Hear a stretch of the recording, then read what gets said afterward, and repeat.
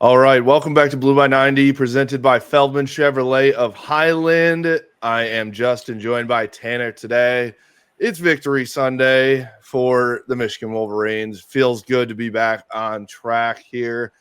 We were talking off air here, and I said it like 100 times in the middle of the game as we were inside the big house yesterday.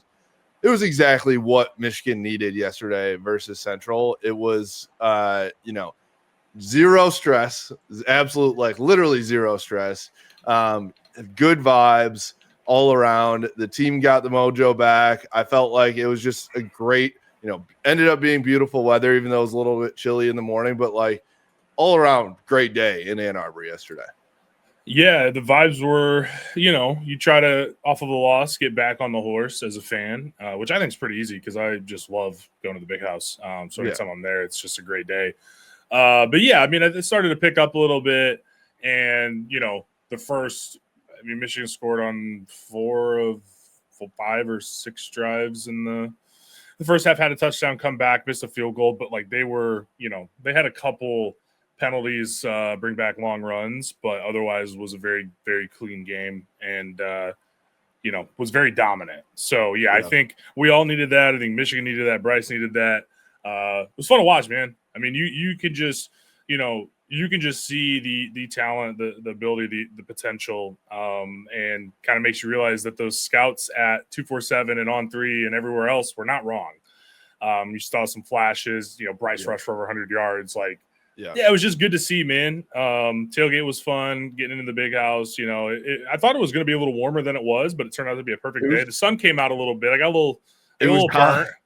It was classic of like chilly in the morning. It was supposed to be 80 and sunny, and then it was just like overcast all morning during the tailgate, which kind of sucked. But then it was classic, one of those mid-September days of like the sun comes out inside the stadium and you're just getting roasted. Yeah, the back of my neck was just getting burnt to a crisp. But yeah, I mean, had the Woodson whiskey and the Camp Vodka water flowing, the Blue by 90 beer we had from North Peak Brewing as well. So the tailgate was great, even though, I mean, it's hard for a noon game to get up and it's always a late arriving crowd, especially, when it's, a lesser opponent a little bit and coming off a loss, like all that stuff. But shout out to everybody who came out. Appreciate it. Shout out to Woodson Whiskey. We had it all flowing again. So no, it was good. And just, I think honestly, like just to go back to it again, the vibes from the team, like I think that, obviously after the Oklahoma game, the social media and everybody's like down on everything, the coaching, the play calling, Bryce and the offense and all that stuff. But they, I know that there was a kind of funny quote about being moderately pissed off about Sharon Moore, his suspension. They played like they had a little bit of a chip on their shoulder, though, and they wanted to come out and prove something. Yeah, I mean, that's the first time Michigan scored 63 points since, I believe, against Northern Illinois in 2021. And I saw a stat today that it was the largest margin of victory versus an in-state school since 1922. So, yeah, I don't think we just don't score that many points that often, honestly. Yeah, a 60-point margin is more than a 49-point margin, so like sometimes you can't get to 63, and they were able to do that. Some teams struggle with in-state MAC opponents at home week 3. Some teams are in a dogfight in the third quarter. This wasn't that game. I like to troll a little bit there, Justin. I was honestly going to say something about it because, I mean, our friends over at MSU went back and forth all day yesterday. Well, that was a out of state FCS team, so a little bit different than an in-state MAC team, right? Right. But yeah, they gave up quite a bit there in the second half to Youngstown. And even Ohio State too. Of like, I know that was such a fake blowout, by the way. It was never really a game, but it was not like a 63-3, blowout. It's 13-9 in the third quarter. So yeah, But yeah, I mean, dude, 616 yards. When's the last time Michigan had 600 yards plus? I don't know that I've ever seen. I'm gonna chat GPT that at some point, and we'll find an answer. But yeah, 381 rushing yards, like that. That's what we've been accustomed to with Michigan against these kind of lesser opponents. And to your point about, a noon game after a loss, kind of similar to last year, that, I'll say this real quick about the tailgate. Last year against Arkansas State, there was like 7 people. This year, it was still pretty lively, still a good crowd that came through to the tailgate. But the difference between last year's team, this year's team, I think Arkansas State's a bit better than Central Michigan. But, Michigan got what was it? Wasn't it 28-3? And they let them kind of hang around. It was 28-18. They went for 2 and got it. So I think just, Michigan's ability to kind of put the foot down and just kind of blow this game wide open was really nice to see. Which was a concern against New Mexico because they let New Mexico hang around. Well, hey, they went and beat the brakes off of UCLA. I know UCLA is bad, but that's a Big Ten team. With a $2 million quarterback. Yeah. But yeah, man, just utter dominance. CMU had the one drive after Bryce's questionable decision. He had the underneath route in the flats, and I think you're up 28-0. I was very upset for a second, and then I was like, nah, whatever. Get the pick out of the way, get the first one out of the way, right? Like you don't want him thinking about numbers and things. Just not. He honestly could have let him if he just stepped into the throw, but it was like, okay, nothing had gone wrong. And I think he was feeling very invincible at that moment. It was just like, I can just sling it to wherever and chuck it off rolling out to the right off my back foot, 60 yards. It's like, all right, let's come down to earth a little bit. And yeah, to your point, it's just like very dumb freshman mistake that I'm sure they're going to be like, hey, man, don't do that ever again. Well, here's some crazy stats real quick on this game. Michigan had 35 first downs. Wow. 8 of 11 on third down. 1 of 2 on fourth down. When did they fail the fourth down? Was that late in the game? Yeah, I don't even remember that. I was out of there at that point. I wanted to go home. Damn. We were back drinking at the tailgate. Yeah. But yeah, through the pick, but man, I mean, do we just dive into Bryce Underwood because he again made throws that I just so in the stadium, there's a throw to McCulley on I think the first drive. You don't notice it in the stadium. I don't know if you noticed it, but when I went back and watched the arm angle he kind of uses to get it back over the middle of the field, you're just like, God damn it, this kid is just ridiculous. Yeah. Like I don't have words to say how impressive some of the throws he makes are at 18 years old. And let alone, even if he was real quick, a senior, I'd still be like, damn. But this is a true freshman making these throws on the run, put them on the money, letting his guys go make plays. It's just impressive. Yeah, no, I couldn't agree more. And it just comes so natural. Like it looks so like effortless and natural. And obviously I think the thing that you just really don't see from a ton of college quarterbacks, especially at the freshman level, is just the sheer strength to make those throws at the velocity that they're making and get it all the way across the field. And also, I mean, a lot, we've all had our Joe Milton jokes around, different situations, but like the difference between Bryce and a Joe Milton or something like that, or even a DJ Uiagalelei, right, or something like that. It's like he's got the strength, but he also has the precision. It's not just, hey, chuck it 1,000 miles an hour, which he did have one incompletion yesterday, short to I think it was Channing Goodwin that went off his hands that would have been a first down. And he did end up throwing it like 100 miles an hour. But ready for it though. Yeah, right. But I think that overall, to your point, it's just like, man, when you do finally quote unquote unleash Bryce, it's like, wow, it is just really fun to watch that kid sling it around. Yeah, I mean the throw to Samaj, it was on the money. I mean, Samaj didn't break stride. It I was like, when I was watching it, because I was in section 19, so that was going into the end zone that I was sitting closest to, and I'm watching the throw, and I'm like, it might hang up a little bit. And no, it just fell perfectly in the bucket. I mean, I don't know, man. This kid is something else. I mean, let's be honest. Even with JJ McCarthy, how many touchdowns did we have on a deep ball that hit the guy perfectly in stride? Yeah, that was the one thing with JJ. And there was a couple in Columbus, I think. There were a couple down there. But no, I mean, there would be times where the ball would hang up on JJ a little bit. Yeah. And, again, he threw that pick on the, with two deep safeties or a corner and a safety bracketing. Again, just probably thinking to your point, he's invincible. But yeah, I mean, some of the throws he made, he's already made this year, like I haven't seen, even counting JJ. Right. Like, I don't know if it's ever been seen in that stadium.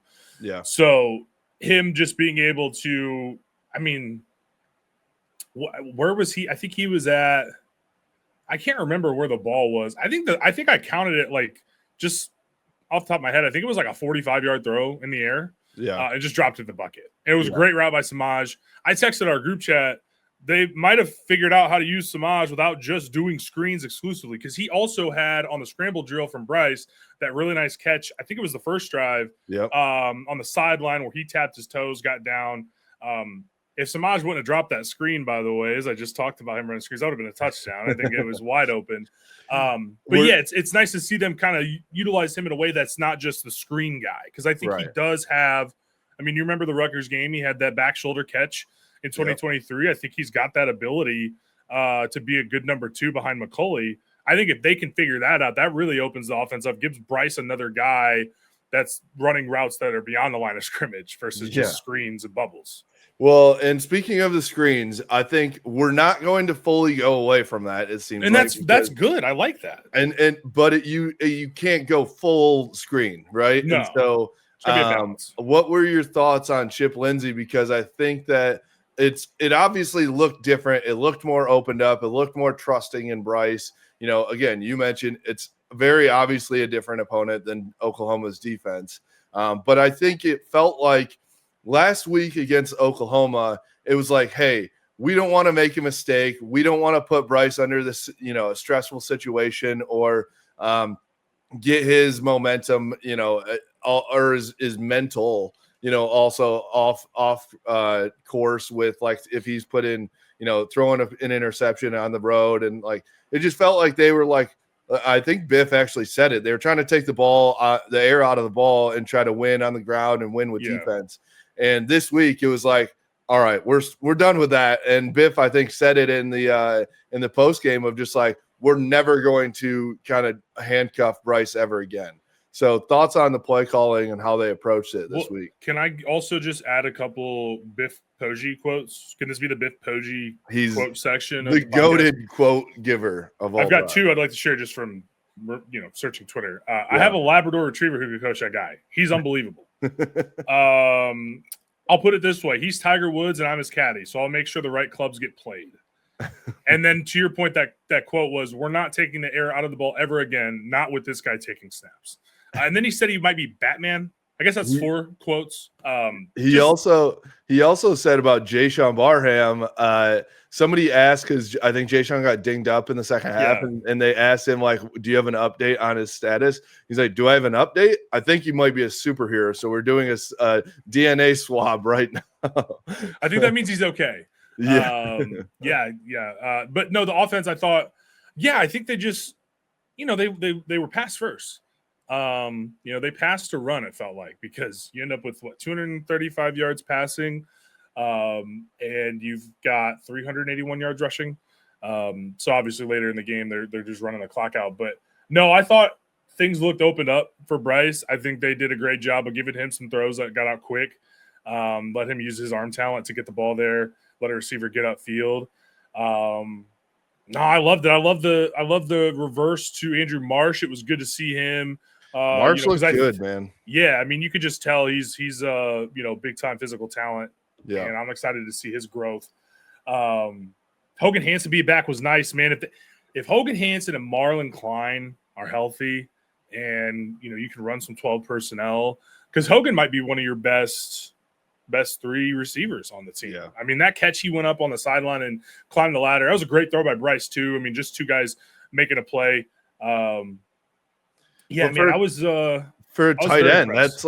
that's a damn athletic play, right? That's not just like, hey, we can hit this guy on crossing routes and out routes all day. It's like he made a very, turnaround athletic play, get the toes down, all that. Yeah, it was very Colson Loveland-esque, right? Like, Yeah, that's the type of play that he's made over the years at Michigan, going up, climbing the ladder. Yeah, man, I thought it was great. I thought the quarterback runs were very well incorporated. Like the first time Bryce ran, I was like, please slide. And then he just started like pinballing off guys. And I was like, all right, he's just going to do this. that one, he literally he hit the guy. Nothing happened to Bryce at all. And the central guy was like, he just got blown back. I'm like, man, he is like just, 3 guys to tackle him. Yeah, dude, he's physically, we watched John Mateer obviously like do very well against us running the ball, but John Mateer never looked like he was like going to, push somebody down and all that. I mean, Bryce at some point is going to do a Cam Newton-esque or Terrell Pryor-esque, like stiff arm. He's going to have some unreal run. And that is adding that to the offense will literally change this entire team. Yeah. Makes you very excited for the next, 2 3/4 years Right. of football, right? Yeah. Yeah, you took the words out of my mouth, man. I was going to say, like, he's a long strider. He looks like Cam Newton. Yes. Like, when he had that 4th and 1, which is just go play football, right? Yep. It's a play action. Nobody's open. The way that he just kind of shuffled back to the left side and, made the guy miss at the 3-yard line, got into the end zone. But when he's running, it looks like Cam Newton. Like, it's a long stride. It looks effortless. It looks like Pryor, too. Pryor had that long stride ability.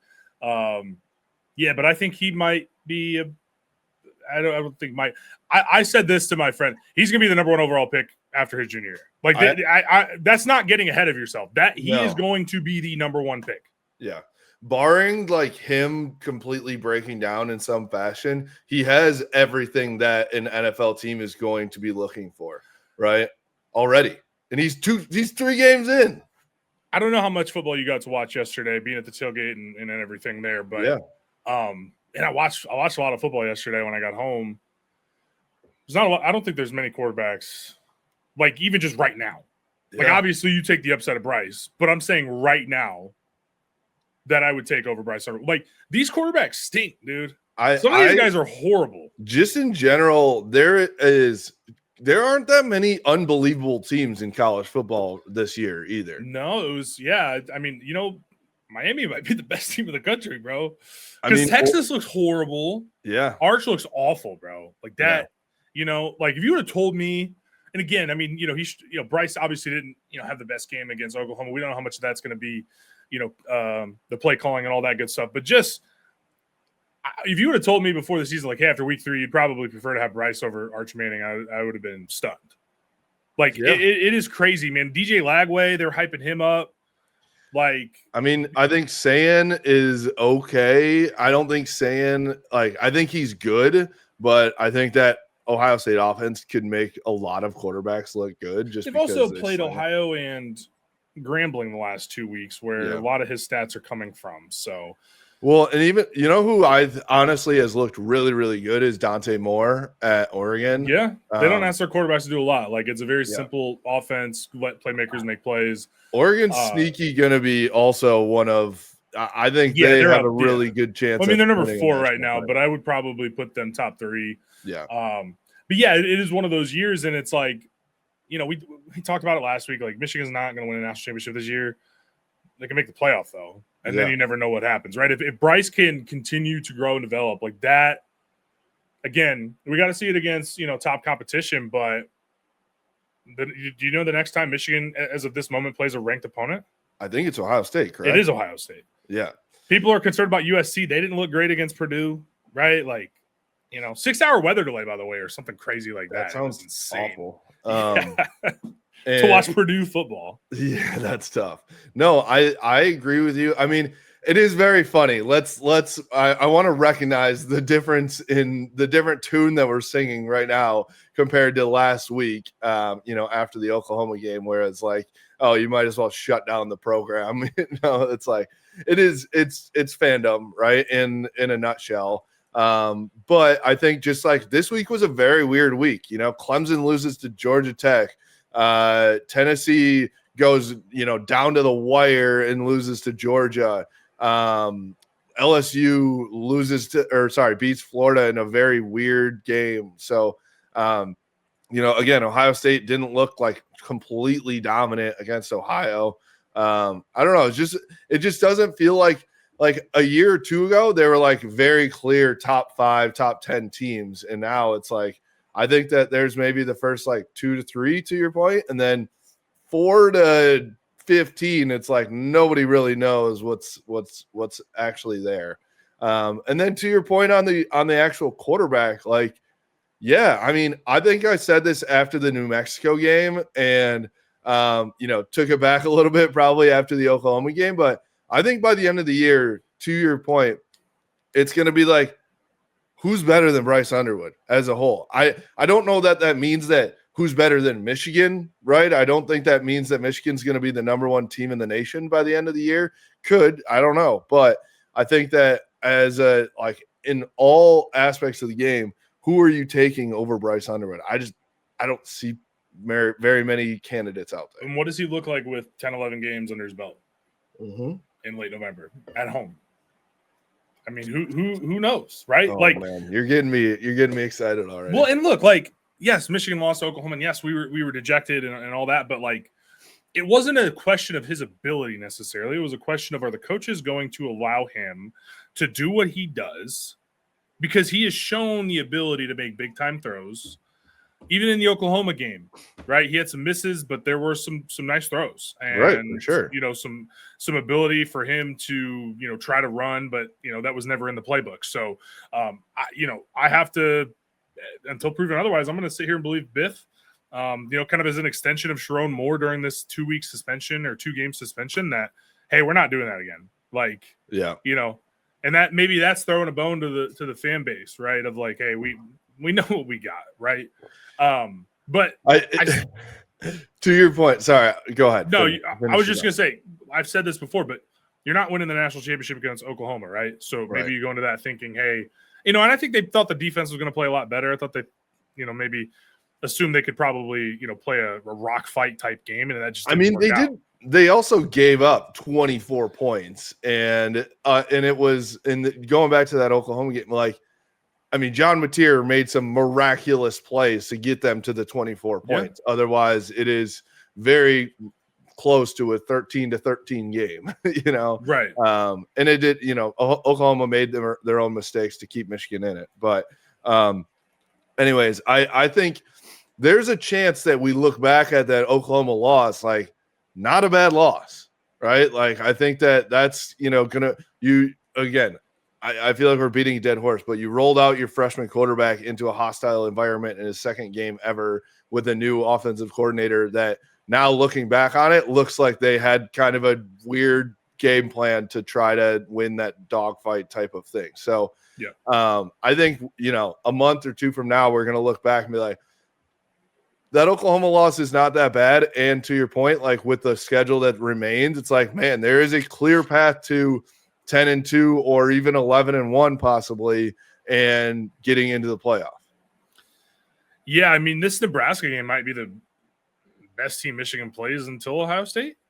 And then, speaking of a hostile environment, like this is going to be a big test on Saturday.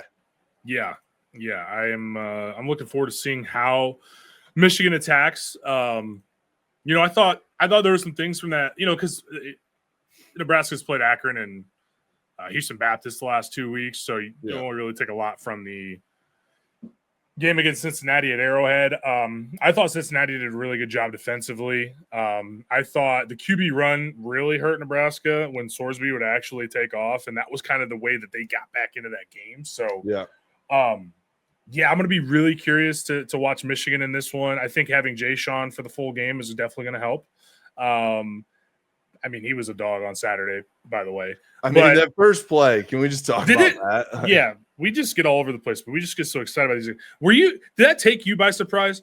Can you imagine the quarterback? Because I'm watching, I'm like, oh, he's probably going to throw this away. Brother, he was sacked in a split second. I was like stunned. So it was one of those routes where it's like, I think it's like an option for the running back to either block or go out. And I think the running back like hesitated for a second. Jay-Sean took like one step with the running back, which screwed up the quarterback to think that he was sticking with him. And then to your point, it was like he took 5 steps in 1 second and was on the quarterback. And QB's like, what the hell how did I even, how did you get here? The closing speed was ridiculous. Yeah, for sure. No, I mean, I guess while we're talking about it, before we, dive deeper into Nebraska, again, it's Central Michigan, but that defense was flying around. And again, I think that after watching that Oklahoma game where they kind of got dinked and dunked a little bit, and it was like you got to third down 100 times, and then, Mateer in Oklahoma would squeak one out to get a first down. You can feel pretty dejected after that, right? It's like, man, we had them on the ropes like time after time, and they still kept getting up. They kept, just punching you back. And I thought I loved just seeing this defense come swinging from the get-go and having just like a lot of juice. They're flying around, making plays. I thought that it was really every facet of the defense too. It wasn't like just dominating in one, the up front or in the back. It was like everybody was making really good plays. Yeah, I thought, again, they had the one drive after Bryce's pick, and it was really just the QB run that kind of hurt him for the most part on that drive, and they ended up forcing a field goal on 4th and goal anyways. So, and then they went down on the 2-minute drive and scored. So, yeah, man, it was I thought it was a dominant performance defensively. I mean, at one point, it was like 150 yards, like -9 or something stupid in the first quarter. So, they were pretty dominant. Even the second and third stringers, like, I want to talk about Troy Bowles. That kid just flies to the football. Like, I don't know where he gets playing time right now, but next year, him and Cole Sullivan, I know Chase Taylor, true freshman, got a lot of playing time on Saturday, at least a little bit. I mean, they played 36 guys on defense. Like, this is the kind of game you want. Get these guys some reps. Even early on, it wasn't like complete garbage time, but the secondary rotated in a lot of new guys, which I think that was kind of Wink being like, all right, who's going to make this leap? Who can, in a real game situation, who can we put in here? So I love them doing that in the first half in this game. Yeah. It was good to see Shamar Earls out there. He had a really nice PBU on within the last 5 minutes of the game. Yeah, man, they were dominant. They were all over the place. I thought the tackling was much improved. That was probably a point of emphasis during practice this week. Missed tackles last week was not great. For sure. Yeah. And I think that how many times did they blow up a screen, get off the block and make the play? I mean, Brandon Hillman had a huge play on a 4th and 1 to get the ball back. And then TJ Metcalf. Yeah, TJ had a great play, shed the block. It was on that drive they forced a field goal. It ended up being 1st and goal at the 12.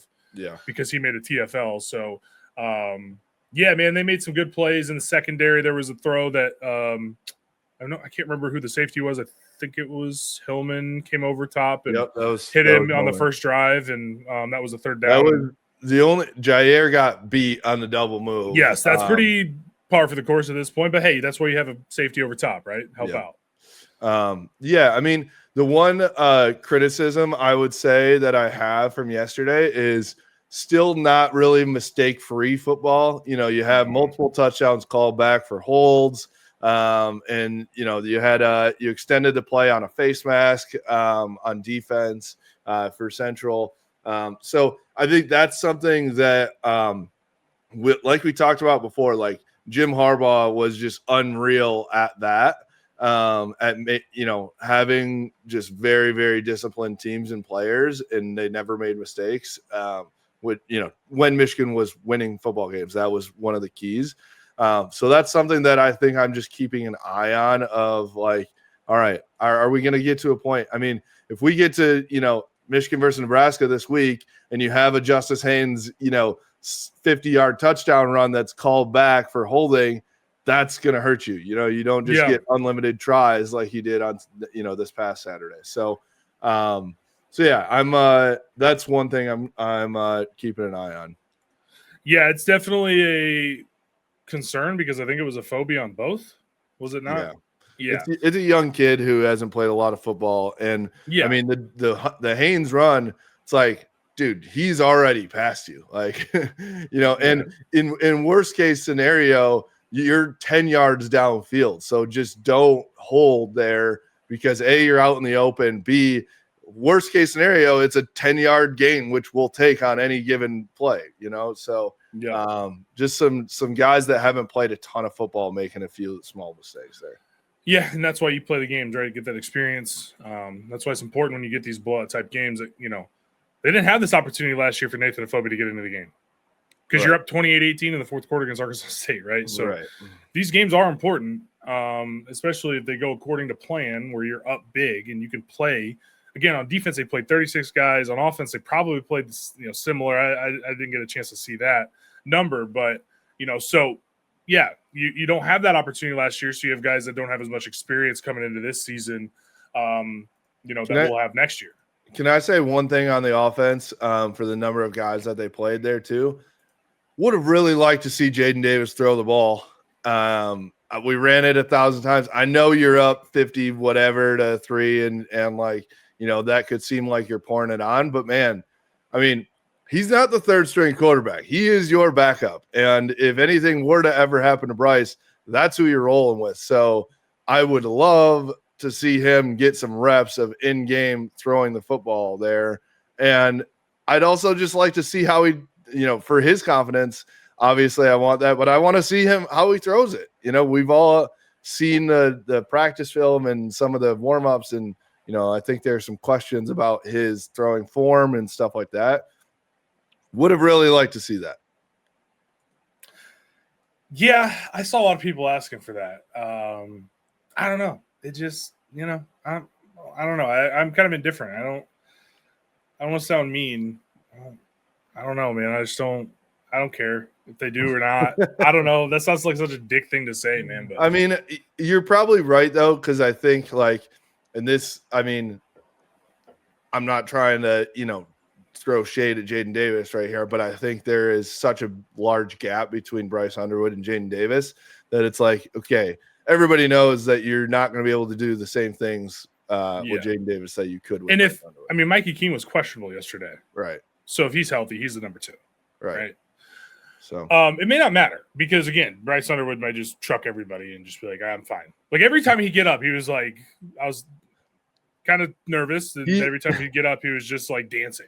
He also, too, I mean, he's doing a TikTok dance on the field. Like, all right, cool. Which we started to talk about Nebraska about 10 minutes ago, and we That's just fine. backtracked. That's fine. But no, I mean, there is really never a moment yesterday where it looked like Bryce was even sweating. It was like, no. Did you put any effort into this at all? It's pretty incredible to watch. No, it was, yeah, man. Again, he's just effortless. Running the ball, throwing the ball, just make some throws that just, your jaw drops. Yeah, do we want to talk about Nebraska? I mean, I think we should talk about Nebraska just a little bit. I mean, I think we're going to record another pod to dive deeper into it. But I just think that talking about just in general, I don't want to say a real team, right? But a Big Ten team that is, talent-wise, size-wise, all of that up to par with Michigan, right? And so that is what I'm just in general looking for Michigan. Okay, you got another road game, which the last time that Michigan played 2 road games in the first 4 weeks, it feels like that never happens. But how are you going to look when you can't just truck everybody over, right? And do all that. Because I think that, I did love the push that the offensive line got yesterday that we did not see in weeks 1 and 2. I'm looking to see, can you do that against the Nebraska as well? Yeah, I'm a big fan of Jake Guarnera. I Yeah. think he graded out high according to PFF. I feel like when he's in there, you can just feel a little bit more movement up front. But yeah, man, Nebraska's interesting, right? Because the last 2 weeks they've played Akron, they've played Houston Baptist, steamrolled them, just completely dominated them. Yeah. You look at their week 1 game against Cincinnati. Now, that was 3 weeks ago, and this team is certainly improved, right? But you look at it, and they averaged 4.5 yards per play against Cincinnati. They had the ball for 40 minutes, put up 353 yards, but it took a lot of plays to get there. And so, you look at it from that perspective. I mean, Cincinnati actually had more yards per play in that game. So I'm going to be very interested to see, what Nebraska's offense looks like with Dana Holgorsen. Because the one thing about Cincinnati is they got I think it's Deontay Corleone. Yeah. What a great name, by the way. Amazing name. Just a stud, kind of nose tackle kind of guy, who really helped slow down the run game for Cincinnati's defense. I think Michigan's defense, at all levels is better than Cincinnati. So it's gonna be interesting to see how they plan to attack Michigan with Raiola in year 2. I've heard a lot about him, and he put up some good numbers the last 2 weeks against, Akron and Houston Baptist, right? So, yep. He's a kid that they're expecting to take that big leap this year. Yeah. As far as Michigan's offense is concerned, it's kind of the same thing, right? With Bryce, two games against, non-power opponents that you look dominant against, and then, more of a struggle against the Power 4 team you've played so far. So, right. It's going to be interesting. I mean, I think, Nebraska's defense, they lost Nash Hutmaker, who was the big fella up front. I believe number 0, if I'm not mistaken. I think so, yeah. Also wrestled for the heavyweight for the Cornhuskers wrestling program last year. And then Ty Robinson, who's in the NFL. So those are two guys from their front 4 that are gone, that were a big reason for Nebraska, because Nebraska's had a pretty good defense under Matt Rule. Yeah. And honestly, the defense has never – I mean, it's had its problems, but it's never been like the big issue for them recently. It's been the offense just can't convert. Yeah. So now they've got Dana Holgorsen, right? Came in last year looking to, in his first full year, have some more success with Raiola. Again, everyone's expecting him to take a big leap. This is a big test for them. And this is a game they're going to be jacked up for. In that, obviously the fans, but in that program, because this is a measuring stick performance type of thing for them, right? For sure. So, but if you're Michigan, you can go in there and shut that shit down. Yeah. Right. And you're same old Nebraska, which is what I hope happens. My wife's a Nebraska grad. I'd love to, start a little shit. Yeah, we have to. Also, I just can't lose to Matt Rule. So dude, fellow podcaster though. He's a podcaster just like us. He's very similar to us. I wish he had his podcast in 2023. Just come on after Michigan beat him 45-7. Here's the funny thing is I kind of liked Matt Rule, and then he just has progressively become whinier for whatever reason. And we know the reason. It's because he just won't stop talking about Connor Stallions. It's like, brother, you lost. That shit was 28-0 in the first half. Yeah, bro. You could have rolled out. We could have rolled out our backups and still beat you on that day. Jaden Dennehill, first career touchdown against the Huskers. Peyton O'Leary, dog. Yeah, friend of the program. No, one thing I wanted to bring up too was just like the way that Michigan played under Biff. You don't have Sherrone Moore, which I think I'm going to say a couple things. One, not having Sherrone, there were some takes out there. I don't think from anybody significant, but there were some takes out there of oh, this is what the offense is like without Sherrone. Sherrone's gone and they open it up and blah blah. It's do you think that he leaves and they're like, all right, Sherrone's gone, we can throw the ball now? That's not how it goes. He was very, I'm sure, integral in the game planning for not just this past week, but the Nebraska game as well. But I do think, how lucky are we to have Biff, where he has, college football head coaching experience, and he's not one of your coordinators. So the coordinators can still do their thing and be coordinators. And I think Biff is just an all-time vibes guy. I actually saw him on Friday rolling out of practice. He's got a Rolls Royce, like I white, saw that creamed out Rolls Royce that is so sick. He was just smoking the fattest stogie in his Rolls Royce as he rolled out of practice on Friday. I'm like, oh my God, we're going to win by 1,000 points. Yeah, I mean, he's worth $500 million, I think, former hedge fund manager, right? Like you're managing that type of money for that long, like you're going to have some coin yourself. So yes. He does it for love of the game, man. Incredible. He just does it for fun. No, man, I think having him around, I mean, I think he was a big part of Michigan's renaissance, just with regards to Jim Harbaugh. He was here in 2016, left, came back in 2021, and then he was a head coach at Charlotte for a couple of years. But I think he's integral to Michigan's national championship in 2023. So for sure, he's a guy that I think just having around the program. I mean, his son played at Michigan. I mean, he's been profiled. If you don't know, go watch the ESPN E60 stuff on him. The things that he did in Baltimore for some of those high school programs and those underprivileged communities is just awesome. So, I mean, he's just a guy that does it for the love of the game. He loves Michigan. Again, his son played at Michigan. So I think it's just a cool story. And, man, it sure would be nice to see him go into Lincoln, Nebraska and get a win, because I got a lot of trash to talk if that's the case. I'll tell you that much. I do as well. I do think I love just the way that he approaches things, and I think the players respond to it really well. So if we were ever going to have a replacement for Sharon Moore in these, couple weeks, I think we are lucky to have him. And especially coming off that loss, like I think coming off the loss to Oklahoma, having a guy like Biff come out and be like, all right, we can get the vibes rolling again. I really like that. So, I mean, we'll see. Obviously I don't think it's ever really a positive to have your head coach out. Can't say that. But I think that, it feels like you're still in good shape, and having a guy that has, actually had that head coaching experience to be able to do it helps in the in-game coaching, the timeouts, the game clock management, all that stuff. Yeah, man. I thought, again, another nice 2-minute drill at the end of the half. I thought that was well done. Also, can we talk about, I don't know if you saw this, they never stopped the clock on the first down. People in my section were like, they were complaining about Michigan's coaches. I'm just sitting there like, it was a first down. It was a first down under 2 minutes. So then they said, please reset the clock to 12. Well, I thought that was like, I was like, it should be at least at like 20. Well, I went back and saw it should have been at 24 seconds. Yeah. All worked out.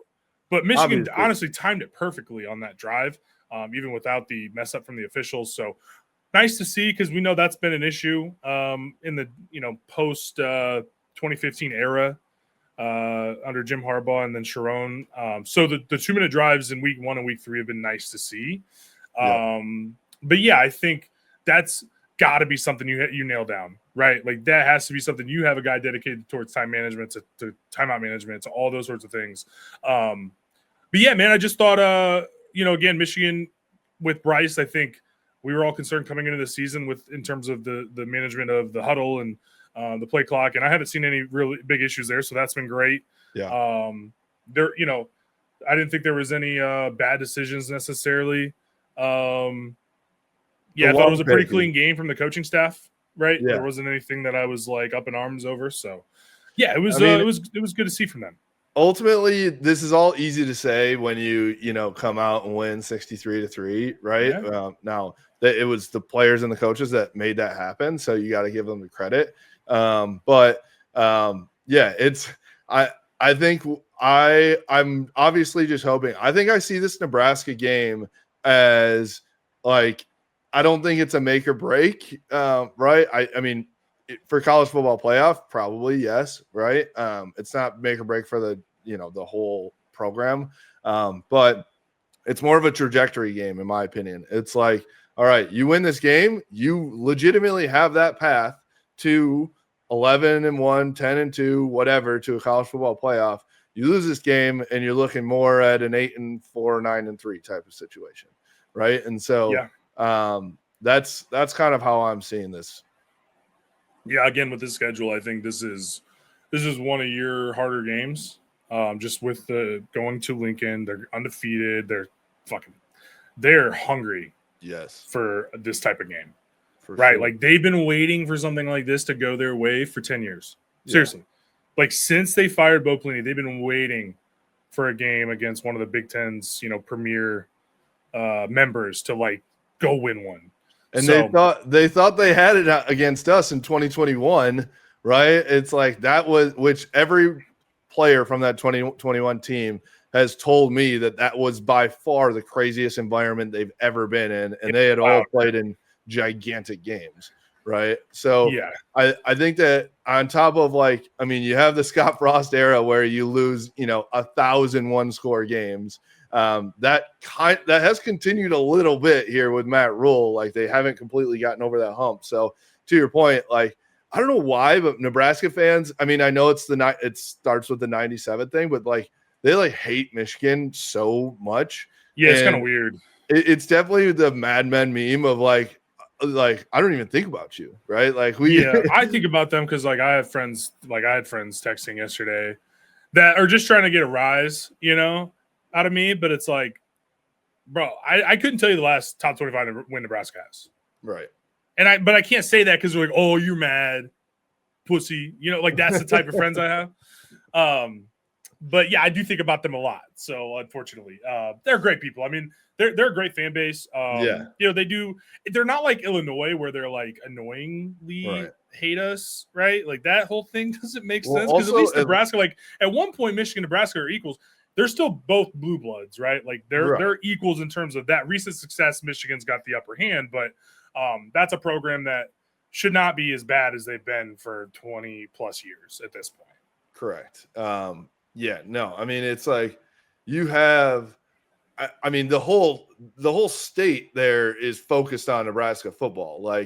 You versus a lot of other schools. You look at Michigan, it's you have Michigan State, you have the Lions, you have, there's nothing else. This is not a shot at Nebraska, honestly, as a state, but the focus is everybody wakes up and they're talking about Husker football, right? And that's it, and so you don't even have Michigan has obviously basketball and a lot of other sports that they're good at. Nebraska volleyball is incredible, obviously, but I'm saying from a fun standpoint, you don't have an awesome basketball program. No, there's not. You go to the bars and drink. You can do that there. It's obviously, but then you go to the bar and drink and talk about Husker football. No, that's literally every time I go on a bachelor party, I've got some friends who are they're talking Nebraska basketball. They're sickos, man. They're lunatics. Nebraska ball. That Nebraska ball is the coolest name ever, but they never won a tournament game. It's tough. It's tough for them. That's tough. But I'm excited for it. It's gonna be a good good game, a good matchup. Good, I think, to your point, I think it's a great measuring stick for both sides. Honestly, I think it's this is, all right, where do you really stand? For Michigan, it is, okay, you looked overmatched against Oklahoma, but are you, is Oklahoma a top 10 team and you are top 20 team, right? And still can beat a lot of, good Power 4 teams, or are you not there? And then for Nebraska, it's can you play with the big boys? Can you ever, actually get to a point where you win 9-10 games again? I think a lot of Nebraska fans would kill for 9-4 Bo Pelini, but again, dude, 100% they would. I was listening to yesterday I was driving home. I was listening to Sirius, just kind of flipping through games, and I was just kind of in between commercials, so I was just flipping through, and there's a call-in show on Mad Dog Radio or whatever. Yeah. And this guy was calling in about Wisconsin football, and they were talking about how they went away from that Wisconsin style that Barry Alvarez started of just running the ball down your throat, big offensive lineman, right? Line up, you know what they're going to do, but they're still going to have success. And they kind of made the point that Nebraska had suffered the same fate, when they fired Frank Solich all the way back in the day, and then they went to Bill Callahan to do this West Coast NFL-style offense. And that didn't work. And then they went to Bo Pelini and had some success. They went to Big 12 championship games. And now, since they fired him, they have been just trying to get back and trying different things. And we kind of went through that where you're in purgatory a little bit, where it's the fuck do we do? How do we get out of this mess? So, they've been yearning for it, man. It's gonna be a measuring stick game. And I'm excited, man. I've got a wedding. And two Michigan grads, by the way. I was like, you know what the 27th is? The damn bye week. It's probably also like a 4 or 5 o'clock ceremony, I'm sure. Yeah, so 100% like, with a 3:30 kick, and I'm just like, gosh darn it, right? Mute my phone, and at least you'll be at the reception for the end. I'm assuming, yes, so you can start watching. But yeah, so it's going to be a good game, man. You know, I'm excited to see Bryce, what he took from that first road trip.